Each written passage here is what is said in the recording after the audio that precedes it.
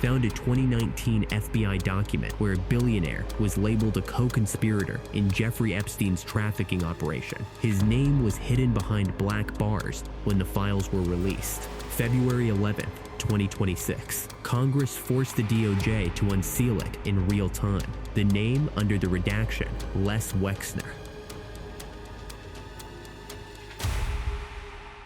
According to Department of Justice records released January 2026, his name was buried inside 3 million pages of Epstein files and appears more than 4,000 times. At the witness table, Attorney General Pam Bondi is asked a simple question. Massie asks her why Wexner's name was redacted. She claims the DOJ unredacted it within 40 minutes of him raising the issue. Then she confirms it under oath. I believe Wexner's name was listed more than 4,000 times in the documents, not 40, not 400. According to the Attorney General's testimony, over 4,000 entries. Ro Khanna post on X, February 10th, 2026. Stop protecting predators. The FBI labeled Les Wexner an unindicted co-conspirator in documents drafted shortly after Epstein's death. Not a footnote, not background noise. 4,000 entries in federal law enforcement, records about the largest sex trafficking operation in modern American history. And buried in those same files is a 2019 FBI memo that goes further. Investigators labeled him a co-conspirator.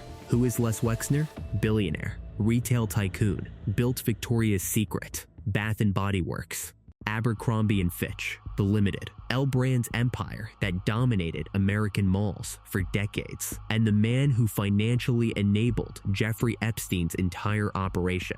According to Congressman Robert Garcia, no single person provided more financial support enabling Epstein's operation than Les Wexner. Not speculation. Sworn congressional testimony. There is no single person that was more involved in providing Jeffrey Epstein with the financial support to commit his crimes than Les Wexner.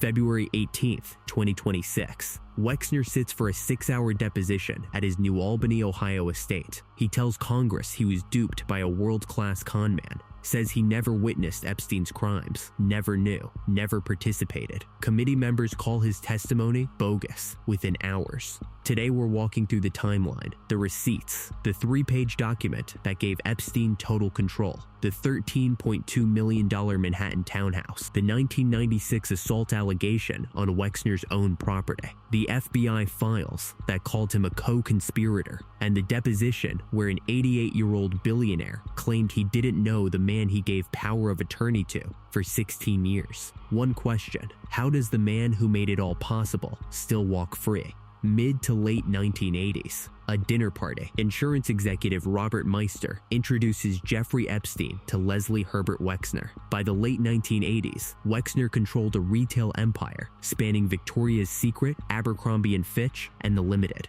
According to a December 2025 New York Times investigation, Epstein had no verified clients, no college degree, and a falsified IRSM. Epstein lied and swindled his way through prominent Wall Street institutions. According to former associates, Epstein's entry point was psychological. He made powerful men feel financially superior. Wexner's previous financial advisor, Harold Levin, sees it immediately. According to the New York Times investigation published in December 2025, Wexner's financial advisor, Harold Levin, warned him directly, "I smell a rat. I don't trust him." Levin walks away. Wexner ignores him. In Wexner's prepared testimony to Congress, he describes how Epstein played it. At first, Epstein was unwilling to take me on as a client. For the first few years I was acquainted with him, Epstein offered me advice here and there, while explaining that giving individual financial advice was not his focus, and refusing to accept compensation. He said he was assisting me as a favor. By the early 1990s, Epstein was publicly operating under Wexner's credibility. Bear Stearns executives vouch for him. Members of the Rothschild family recommend him. Epstein tells people Wexner is his only client, and Wexner never corrects him. According to signed legal documents from July 1991, Wexner handed Epstein total legal control over his finances.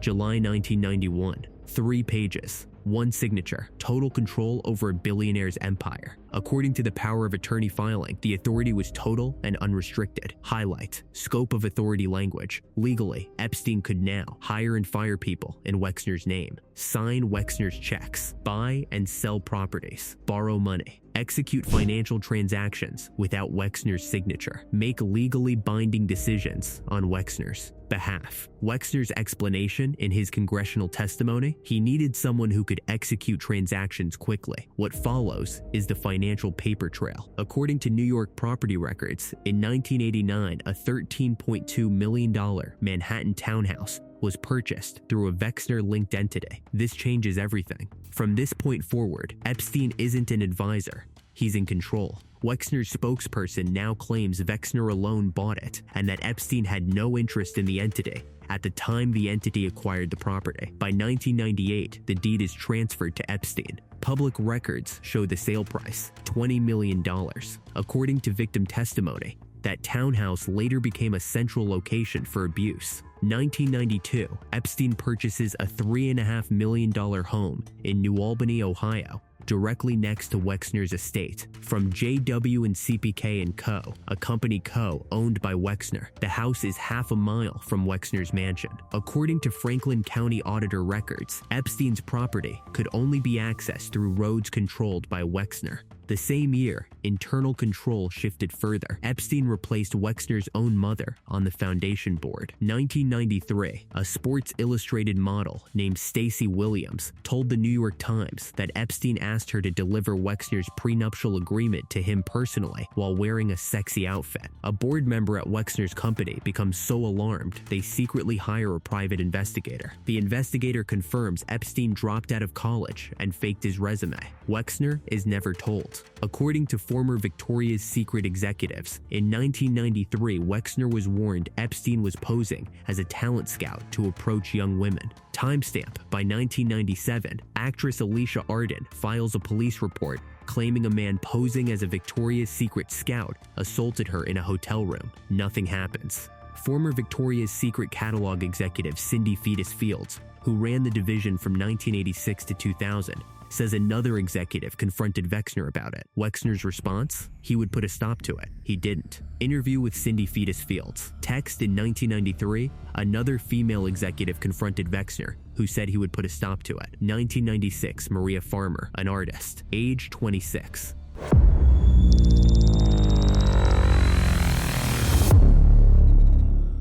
Summer 1996. Maria Farmer is working as artist in residence at Les Wexner's New Albany estate. According to Maria Farmer's 2026 statement, she was living on Wexner's estate under controlled movement. She required permission to leave, but armed guards patrol the estate. She cannot leave without approval. In a statement released February 21st, 2026, Farmer describes what happened. In the summer of 1996, I served as the artist in residence at Les Wexner's estate. Later that summer, while working and living on Wexner's estate, I suffered abuse at the hands of Jeffrey Epstein and Ghislaine Maxwell. She says Epstein stole photographs of her and her minor sister's private anatomically revealing photographs I used for artistic reference and kept numbered in a lockbox. When she tried to leave, I was threatened by his employees and associates, sharpshooters, guns and guard dogs, and held against my will. According to her statement, she was held for approximately 12 hours by security personnel on property monitored by Wexner's team. This is no longer about association. This is proximity, control, and environment. Highlight. Confirms she filed one of the earliest complaints against Epstein. She reported it to the FBI. The newly released Epstein files confirm she filed one of the earliest complaints reporting Epstein's possession of nude photos of underage girls. According to FBI records, no immediate enforcement action followed her complaint. Wexner's spokesperson says Mr. Wexner never even heard of Maria Farmer until her account surfaced in the media. The assault happened at Epstein's New Albany house, half a mile from Wexner's mansion, on property surrounded by Wexner's land, monitored by Wexner's security guards who held her against her will for 12 hours. Wexner's spokesperson later stated he was unaware of her until media coverage decades later. 2007, Wexner discovers Epstein has been stealing from him. According to investigative memos released in the Epstein files, Wexner's attorneys told investigators in 2008 that Epstein repaid $100 million thought to be just a portion of what he stole. $100 million repayment, portion of theft. $100 million, a portion. Wexner never sues. He cuts ties quietly. In a draft letter found in the files, Epstein writes to Wexner that they had gang stuff for over 15 years and were mutually indebted to each other. This changes everything. The allegation wasn't off property. It wasn't distant. It happened inside a controlled environment tied to Wexner's estate.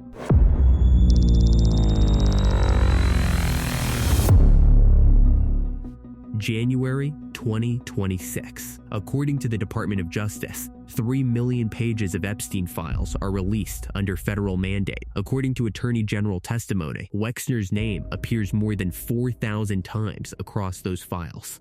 Bondi Congressional testimony. Bondi states 4,000 plus mentions. Text. Display exact quote. The scale is measurable, over 4,000 documented references. And here's the document that confirms it. According to a 2019 FBI memo, investigators listed Wexner as a co-conspirator. Exact language from August 2019 FBI memo. The DOJ redacted his name, hid it behind black bars in documents supposedly released to the public for transparency. Congressman Ro Khanna, speaking from the House floor on February 10, 2026, the FBI labeled Wexner an unindicted co-conspirator in investigative documents drafted shortly after Epstein's 2019 death. Hashrel, Khanna's floor speech excerpt. Source, Same Times of Israel article. Stop protecting predators. Virginia Giuffre, one of Epstein's most prominent victims, claimed in court documents that Wexner was one of the men Epstein trafficked her to. Wexner denies it, says he never met her, has never been charged. Assistant U.S. Attorney told Wexner's legal counsel in 2019 that he was neither a co-conspirator nor target in any respect. An FBI document from the same year says otherwise.